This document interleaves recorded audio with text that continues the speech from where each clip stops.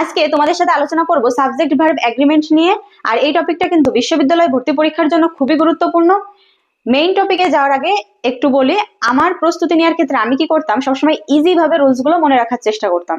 আমি যেভাবে শিখছি তোমাদেরও সেভাবে শেখাবো। আর রুলস গুলো মনে রাখলেই তো হবে না, সেগুলো অ্যাপ্লাই করতেও জানতে হবে। এজন্য কি করতে হবে? এজন্য বেশি বেশি প্র্যাকটিসের বিকল্প কিছুই নেই। বইতে এত এত রুলস আছে, আমি জাস্ট তোমাদের কয়েকটা রুলস এর কথা বলবো যেগুলো থেকে কোশ্চেন বেশি আসে বা আসার সম্ভাবনা বেশি। আজকে মাত্র দুইটা রুলস এর কথা বলবো, বাকি যে পার্ট গুলো আসবে সেই পার্ট গুলোতে বাকি রুলস নিয়ে কথা বলা যাবে। তাহলে আসি, সাবজেক্ট ভার্ব এগ্রিমেন্ট আমাদের টপিকের নাম, সাবজেক্ট ভার্ব এগ্রিমেন্ট। এইটা আসলে কি? পার্সন এবং নাম্বারের উপর নির্ভর করে ভার্বের যে পরিবর্তন হয়, পার্সন এবং নাম্বারের উপর নির্ভর করে ভার্বের যে পরিবর্তন হয়, এই লাইনটা তোমরা মনে রাখবা। তাহলে পার্সন আর নাম্বার এই দুইটা বিষয় ফোকাসে রাখতে হবে। নামের ক্ষেত্রে তোমরা যদি দেখো যে সাবজেক্ট আর ভার্ব এগ্রিমেন্ট, এগ্রিমেন্ট মানে কি আমরা জানি চুক্তি বা সম্পর্ক, চুক্তি বলা যায় চুক্তি। তাহলে সাবজেক্ট আর ভার্বের মধ্যে যে চুক্তি বা সম্পর্ক, সেটাই হচ্ছে কি সাবজেক্ট ভার্ব এগ্রিমেন্ট। তাহলে আমরা সংজ্ঞাটা জানলাম যে পার্সন এবং নাম্বারের উপর নির্ভর করে ভার্বের যে পরিবর্তন হয় তাকে বলা হয় সাবজেক্ট ভার্ব এগ্রিমেন্ট। এবার উদাহরণটা দেখো, হি eats rice, I eat rice.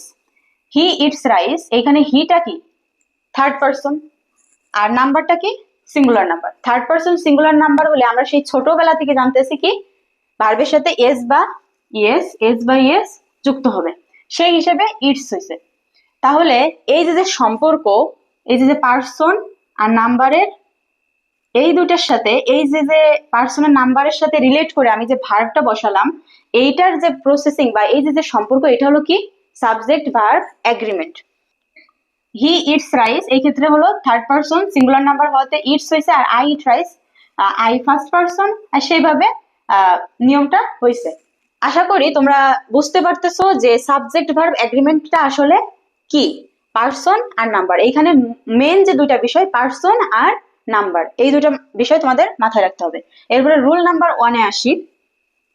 Rule number 1, পানি। এই শব্দটা তোমরা মাথায় রাখবে, পানি। পানি 2 গ্লাস থাকলে প্রথম গ্লাস খাবো। কি করব? পানি 2 গ্লাস থাকলে প্রথম গ্লাস খাবো। ইন্টারেস্টিং না? তাহলে এই যে পানি, পিতে হলো প্রিপজিশন, এতে অ্যাকম্পাইন্ড বাই বা উইথ, অ্যালং উইথ বা together with, as well as, এটা বেশি আসে। তারপরে অ্যান্ড নট, আর এনে হলো নট বাট নট, আইতে ইনক্লুডিং।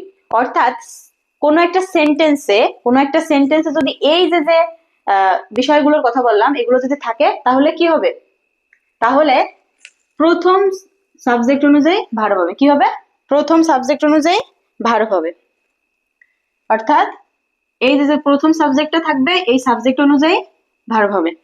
তাহলে আমরা যদি এক্সাম্পলস দেখি, এক্সাম্পলসে দেওয়া আছে Lima along with her friends dash to school everyday. তাহলে আমরা এখানে কি পাচ্ছি? Along with. পানির একটা ওয়ার্ড আমরা পাইলাম। তাহলে পানি যদি আমাদের 2 গ্লাস থাকে, তাহলে আমরা কি করব? 2 গ্লাস বলতে এই প্রথম সাবজেক্ট আর লাস্টের সাবজেক্ট মানে দ্বিতীয় সাবজেক্ট। তাহলে পানি যদি 2 গ্লাস থাকলে আমরা প্রথম গ্লাস নিব, তাই না? প্রথম গ্লাস নিব। তাহলে লিমা হলো কি থার্ড পার্সন। তাহলে এখানে কি হবে? Third person, lima third person singular number. সেক্ষেত্রে কি হবে? লিমা অনুযায়ী যদি ভার্ব নিই, তাহলে গো তো হবেই না, ইজ গোয়িং ও হবে না, এভরিডে আছে, আমাদের ভাবতে হবে এভরিডে আছে, তাহলে কি হবে? প্রেজেন্ট টেন্সে। সো আর গোয়িং ও হবে না, সঠিক উত্তর কি হবে? গোস। এটাও হবে না, এটাও হবে না। তাহলে Lima along with her friends goes to school everyday.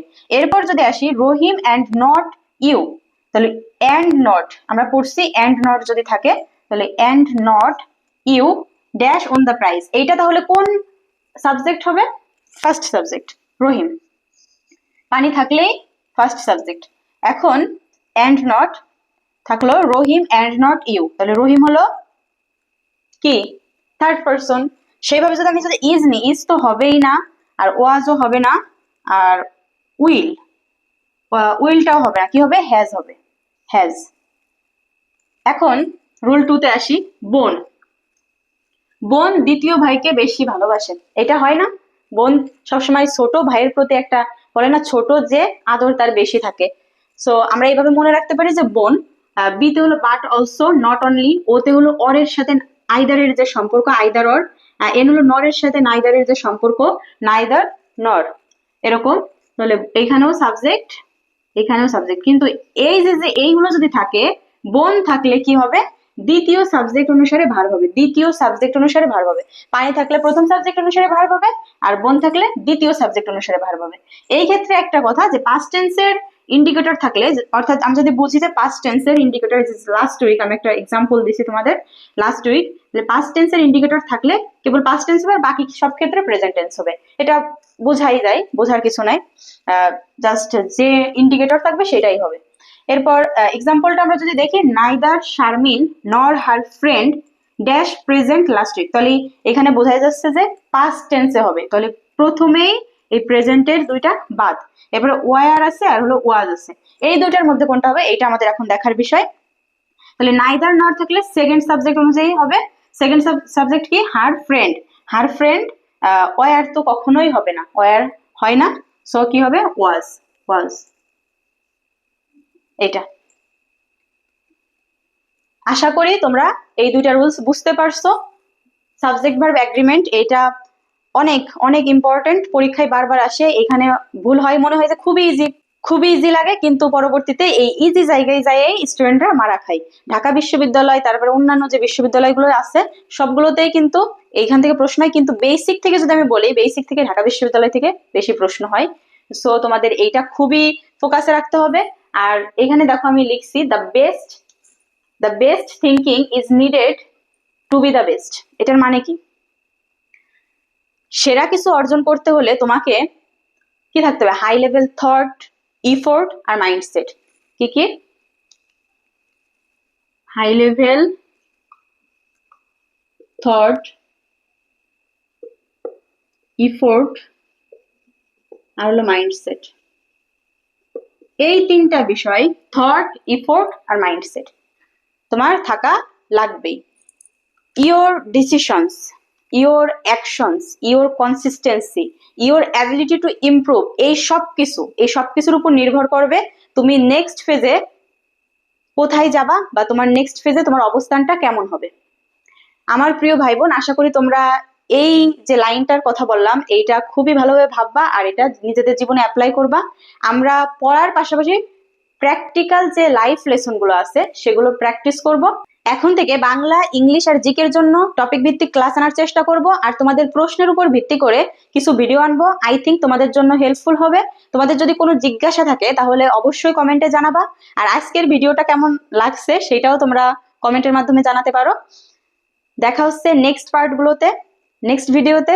সবাই ভালো থাকো, আসসালামু আলাইকুম।